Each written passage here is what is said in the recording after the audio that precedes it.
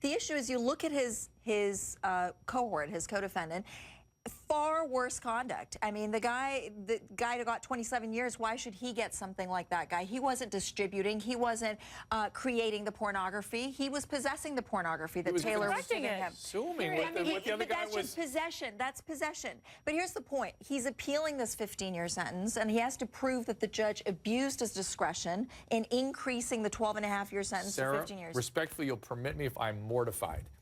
Judy, you look mortified. Of course you are. I'm mortified. Yeah. I'm mortified because, think about it, it's 15 years, and how many children has he negatively impacted at this point, changed their trajectories forever? Dr. Drew, we've talked about this before. When you disrupt a child's development at that age, it really basically, excuse me for saying that, screws them up for life, because it really does. And now they have to get professional intervention just to have some kind of adequate mental health functioning. And here's the thing, he pled guilty to heinous crimes. Isn't that why he got less? Yes, that could have gotten him up to 50 years. This guy got 15. He should be thanking his lucky stars. He was up to 50 years he could have gotten. And if he hadn't acted out the way he did, if he hadn't committed those heinous crimes, then we wouldn't be talking about, oh, well, you know, it's worse this way than it is this way, and someone got that. You committed the crime. The appeal says, he, quote, he will now spend 3 more years away from his own children than the government thought appropriate. Well, good, because he might possibly even abuse his own children. So I would like him to get some treatment before he goes back there. I want to remind people that he secretly befriended a journalist.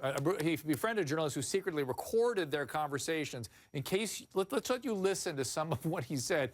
Just see if you agree with my mortification. He, in this phone call, targeted her children. She shared these tapes with CBS TV's Dr. Phil. Take a listen. You're around kids a lot. I mean, you must be able to experience different things. Exactly. Yeah. Well, I want you. Would you let me see your kids? Would you let me see your kids naked? Oh yeah. Yeah. That would be okay. Sure. They're very comfortable. How old are your kids again? 10 and 11. Yeah. You're a boy and a girl? Yes. Yeah. Yeah. I would love to see them naked. So which your kids do you think I'll like better seeing naked, your son or your daughter? I don't know. You seem to like both girls and boys. I get PTSD listening to that tape. I apologize to anybody for whom that stuff is extra evocative, should you have had the unfortunate experience of encountering people like this across your lifespan. I apologize.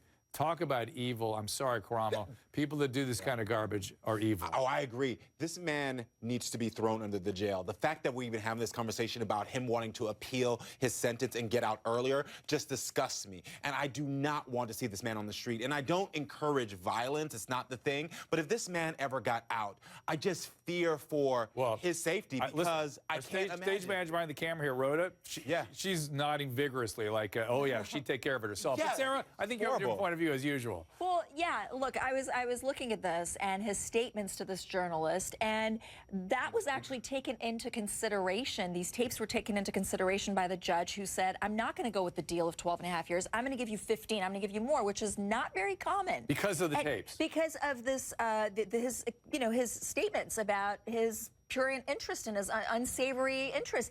And so, Sarah, it sounds so, I don't know. Yeah, sounds like a dinner menu, or as you say it.